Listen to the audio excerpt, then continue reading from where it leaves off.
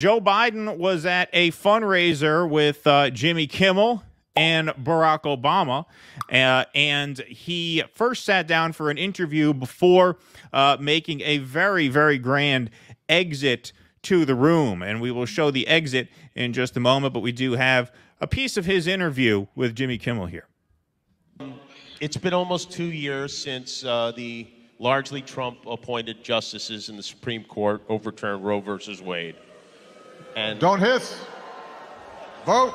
Oh, they're not booing. They're pulling that out of the. Still got it. Still got it. Obama playing the old classic. Don't hiss. Vote. Don't hiss. Vote. Still going with that line. Still has a real. Wow. Look at those. Look at how prepped he was for this. Look at all those questions he has written out.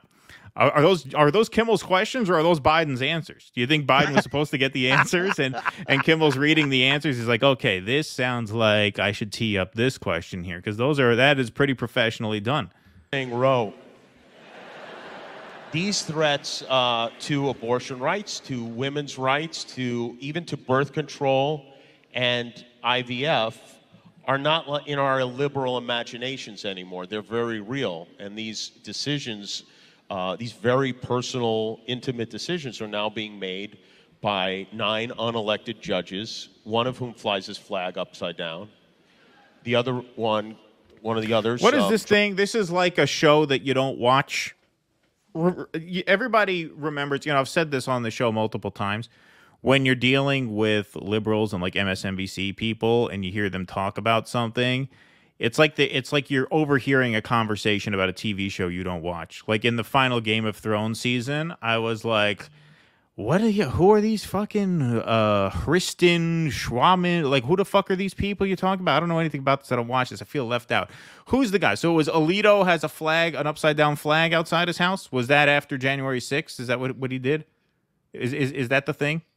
Or does he still have an upside down flag? I think he might still. Yeah. So what's the deal with that, chat?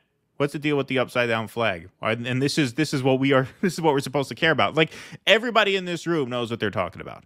Everybody in this room knows what they're talking about, and I'm sure most people outside the room have no idea what they're talking about. This is why the Democrats' messaging Pete sucks. Buttigieg did an interview about it. Yeah, about the upside down flag. He's their token. Yeah.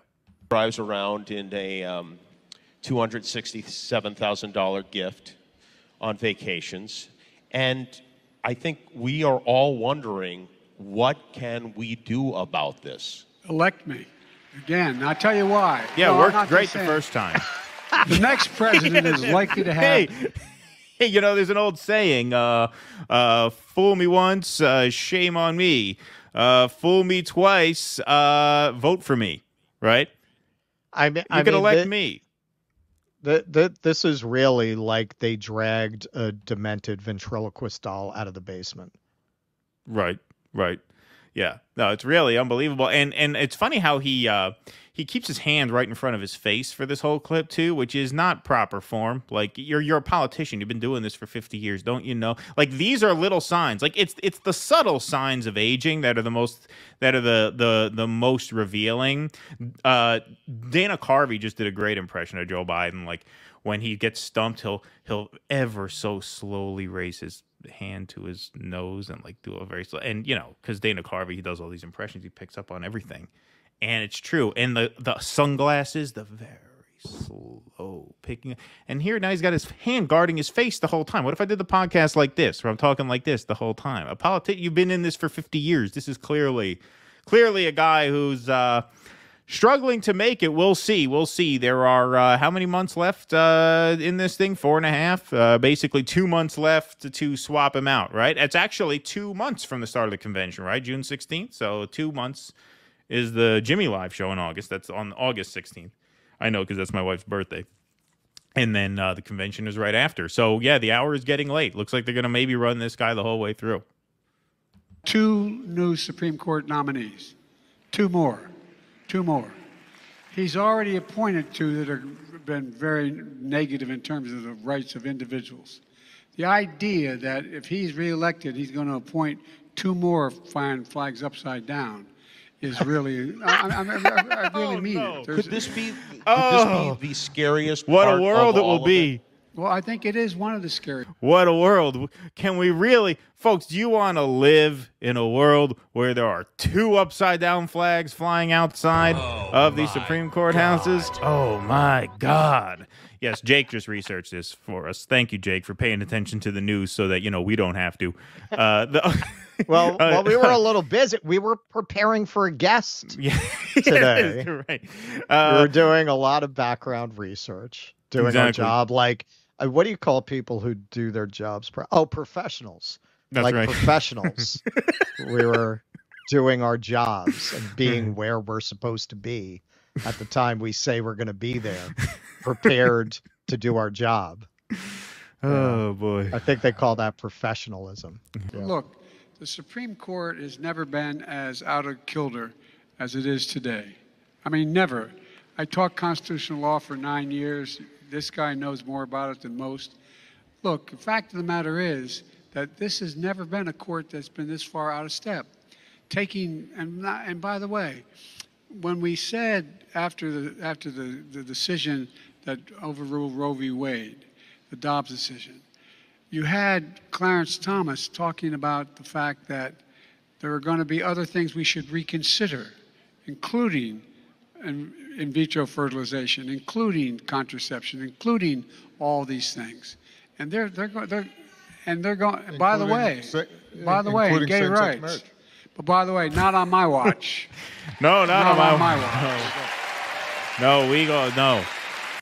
The 2S LGBTQIA plus rights are safe on my watch. No one else is. Yeah. In fact, Tales from the Cringe.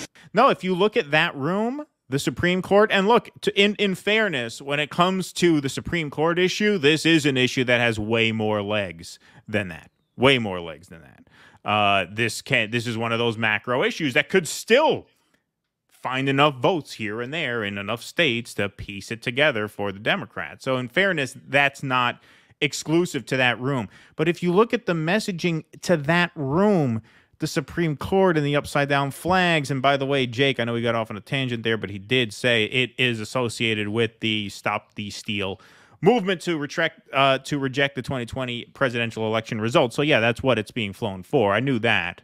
But he also claimed that it was raised up by his wife and not him. Is it still up though, or was it up at the time? Like, is it? I can't believe it would still be up. Is that the story? I don't know. But that's what's on their mind. That, like, this is the world. This is why, like, you go to that Trump rally, right? And you came out of that with an honest description of what it was. Like, yeah, this is not a revolutionary movement. This is pretty much a kind of bizarre carnival of a political event. But I think what makes the MAGA people easier to talk to is that when you tell them the system is broken, they don't look at you like you have a third head.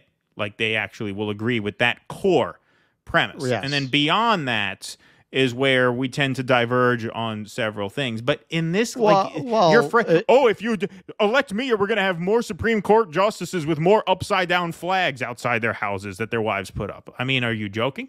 In these severe times, that's what you're talking about. Well, because I was watching a video on the Black Conservative, and he was doing a goddamn In-N-Out burgers are costing too much, all that shit. And hey, he's able to say to his audience with some credibility, Democrat policies only make the rich richer and they screw the working people. And then he showed a Fox News clip where they're talking about wealth concentration at the top. Now, of course, what they're not telling you, is they could give a fuck about wealth concentration at the top. But are they lying when they say that Democrat policies have increased wealth at the top? No, they're not. If you look at the states with the greatest wealth inequality, they're blue states. The New York Times did actually a great video on this. The first time we had Sabby on, we covered that video. So you've ceded all that ground to the kind of people you see in a Trump audience. And that's why I came away saying, well, I didn't go there and say, wow, man, you know what? I'm convinced now. No, they're misguided, but at least they are angry about the right things. Whereas Democrats see themselves as either elites or what Hemingway called, it was Hemingway, right? Who said temporarily embarrassed millionaires. That was Hemingway. Was that him? That poor Americans see themselves that way. Was that Hemingway? We have the best don't know. people. I'm sure in the chat somebody knows. Well, like a bunch of them will know this. That's a pretty famous quote. That's a famous quote. So they are aligned with the elites. That's why what the elites are concerned about is what they're concerned about. And not very much else. That's why it's a party of the rich, because you have to be rich to have these kinds of concerns. Oh, they flew an upside down flag. Oh, stop the steal. That's why all my old theater friends are like that now. Because in the end, they all came from the suburbs, man. They were all fucking pretty privileged. You know, that's in the end, that's where they're coming from. They had enough privilege to go play artist in New York City. John Steinbeck. Thank you, Jake. Jake said that was Steinbeck. I had a feeling that was Steinbeck. I did have a feeling. I almost guessed that. I almost took a shot and guessed that, but I wasn't confident enough. You know, I decided to fold my hand. You know, I didn't. I was like, yeah, that sounds like Steinbeck. Well, because his stuff was more. Is that Jose? Is that Jose? Is Jose trolling us there? Right. Yeah. Steinbeck it seems like he's more the guy who would say that. But that does sound like him. Yeah, it's Cannery Row, Grapes of Wrath, right? Yeah. So anyway, here's Joe Biden after the event. I don't know if this music is copyrighted or not. Didn't have time to check because, we were busy prepping other things.